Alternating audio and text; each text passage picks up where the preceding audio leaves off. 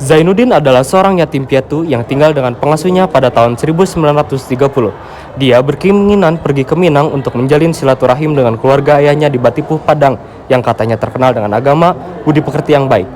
Namun, ibu angkatnya mengatakan bahwa dia khawatir kalau saudara ayahnya tidak menerima Zainuddin dengan baik. Namun, mungkin beranggapan keluarganya pasti akan menerima karena dia merupakan anak pendekar Sultan yang sah. Sampainya di Batipuh, kehadirannya tidak membuat keluarga ayahnya yaitu Mande Jamila begitu senang karena takut terbebani. Zainuddin pun menyodorkan sejumlah uang ekspresi. Mande Jamila langsung berubah, ia mengizinkan Zainuddin tinggal di rumahnya. Saya mencari rumah Mande Jamila. Saya Mande Jamila. Saya Zainuddin dari Makassar. Saya ini anak pendekar Sultan. Zainuddin, anak pendekar Sultan. Iya Mande. Ayo masuklah. Saya hanya ingin menyambung tali silaturahim. Baiknya dibicarakan dulu dengan penghulu adat suku Mande. Terus terang, Mande bukan orangnya. Saya bisa sedikit membantu Mande. Yang penting bisa tinggal di sini. Jangan salah paham Zainuddin. Bukan maksud minta piti lah. Cuman Mande takut tak mampu menjamu tamu. Keesokan pagi, Zainuddin berjalan bersama paman. Dia melihat wanita cantik lewat di hadapan mereka. Wanita itu bernama Hayati, putri keturunan Minang asli. Dia yatim piatu. Hayati tinggal bersama mama atau saudara laki-laki dari ibu yang bertanggung jawab atas keponakan yang mungkin bisa disebut seperti om atau pade. Kebetulan, ibu Hayati merupakan datu penghulu adat di Batipuh, orang adat yang memegang erat adat istiadat Minang. Zainuddin pun jatuh hati padanya. Hayati, ya Mak Tangah. Kau tadi berpapasan dengan orang Makassar itu? Iya Mak Tangah. Kenapa Ati? Kau jatuh hati ya dengan anak pisang itu? Namanya Zainuddin Mak. Dia dari Makassar. Ingat Ati, dia itu anak pisang, tidak bersuku. Jangan perlihatkan wajahmu Ati. Kau bukan gadis murahan. Berawal dari pertemuan yang tidak disengaja berlanjut dengan surat menyurat, maka penderitaan sepasang kekasih ini pun dimulai. Hayati adalah perempuan yang tak hanya cantik, namun juga memiliki budi pekerti yang baik. Mereka sering bertemu dengan bantuan adik laki-laki Hayati. Namun, apa daya, hubungan ini tidak disetujui oleh Nini dan mamanya Hayati, dikarenakan Zainuddin berasal dari suku yang berbeda. Asal-usulnya sebagai orang buangan dari Makassar dan tak memiliki harta, sedangkan Hayati terlahir dari keluarga terpandang. Untuk menghindari pergunjingan tentang hubungan mereka, maka Mama Hayati menyuruh Zainuddin pergi meninggalkan Batipuh. Dengan berat hati, Zainuddin pun pindah ke Padang Panjang. Di sana, Zainuddin memperdalam ilmu agama dan pengetahuan. Anak Makassar itu, ijan papian yu mendake kasiati. Waden ke penghulu adat, waden gak suka dipandang leceh. Berangkatlah dari negeri Batipuh yang kecil ini, demi Hayati. Tapi nasib membawa saya berkenalan dengan dia. Iya, tapi kasihan Hayati.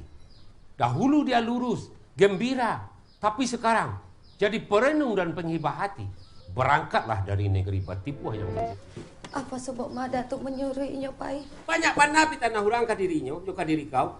Ijan kau kuat keadaan kampung kau jo kitab-kitab yang kau baca. Cinta hanyalah khayal dongeng dalam kitab saja. Indak kau tahu, Gunung Merapi masih tagak kokoh menjulang. Ada masih berdiri kuat. Indak lapuk di hujan, indak lakang dek panai. Kalau kau memilih laki, paralu nan jaleh asa usuanya. Kini kau menangi, kemudian kau sadar. Di saat perpisahannya, Hayati bersumpah ia akan menunggu Zainuddin untuk kembali berapapun lamanya.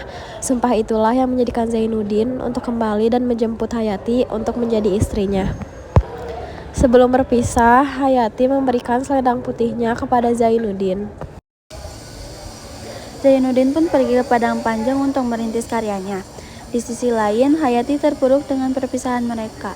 Khadijah temannya Hayati mengajaknya untuk pergi berlibur ke Padang Panjang. Hayati pun berbahagia karena ia berpikir ia bisa bertemu dengan Zainuddin. Saat sampai di Padang Panjang, Hayati bertemu dengan kakak Khadijah yang bernama Aziz. Aziz yang terpikat dengan Hayati pun langsung meminang Hayati dan Hayati menerima pinangan Aziz tersebut. Di sisi lain, Zainuddin tidak mampu menerima penolakan tersebut. Apalagi menurut Muluk, sahabatnya, bahwa sebenarnya Aziz memiliki perilaku yang buruk. Zainuddin pun jatuh sakit akibat terlalu memikirkan orang yang ia cintai pergi bersama pria lain. Setiap hari ia selalu memanggil nama Hayati. Atas permintaan dokter dan izin dari Aziz, suami Hayati, akhirnya Hayati pun menjenguk Zainuddin. Dalam sekejap Zainuddin pun sembuh. Setelah sembuh dari sakit, Zainuddin pun mulai bangkit untuk melupakan Hayati. Setelahnya, temannya Zainuddin pun memberikan semangat kepada Zainuddin dan juga ia memberikan saran untuk menulis cerita hidupnya di dalam sebuah karangan. Lalu, Zainuddin pun setuju dengan saran temannya dan ia pergi ke Batavia pada tahun 1932. Disitulah awal mula kemasyhuran Zainuddin. Sementara itu, Aziz masih dengan karakter lamanya, yaitu penjudi dan pemabok. Karena Aziz pulangnya 2 minggu sekali, itu membuat Hayati merasa kesepian. Di sisi lain, temannya pun memberikan salah satu buku karya Zainuddin, dan Hayati pun membaca buku tersebut. Ia merasa bahwa buku tersebut sama dengan kisah cintanya bersama Zainuddin. Hayati dan Aziz hijrah ke Surabaya. Perekonomian mereka makin memprihatinkan dan terlilit banyak hutang akibat ulah Aziz. Mereka diusir dari kontrakan dan secara kebetulan mereka bertemu dengan Zainuddin. Mereka singgah di rumah Zainuddin karena tak kuasa menanggung malu atas kebaikan Zainuddin. Aziz meninggalkan istrinya untuk mencari pekerjaan ke Banyuwangi. Setelah itu, datang berita bahwa Aziz ditemukan bunuh diri di kamarnya. Hayati juga meminta maaf kepada Zainuddin. Ia berharap bisa kembali bersama Zainuddin. Namun, masih terasa sakit di hati Zainuddin, sehingga ia menyuruh Hayati pulang ke kampung halamannya, Batipun. Esok harinya, Hayati pulang ke Batipu, menumpak kapal Van der Wijk, meskipun dengan terpaksa dan kesedihan yang mendalam. Setelah Hayati pergi, barulah Zainuddin menyadari bahwa ia tidak bisa hidup tanpa Hayati. Apalagi setelah membaca surat Hayati yang bertuliskan, "Aku cinta engkau dan kalau aku mati, kematianku dalam mengenang engkau." Maka segeralah ia menyusul Hayati ke Jakarta. Saat Zainuddin sedang bersiap-siap, tersiar kabar bahwa kapal Van der Wijk yang ditumpangi Hayati tenggelam. Zainuddin langsung syok dan langsung pergi bersama Muluk untuk mencari Hayati. Muluk menyesal karena ia tidak memberitahu Zainuddin bahwa Hayati sebenarnya masih mencintainya. Hayati menghembuskan nafas terakhir setelah Zainuddin membimbing kalimat syahadat. Tak lama setelah Hayati meninggal, Zainuddin pun menyusulnya.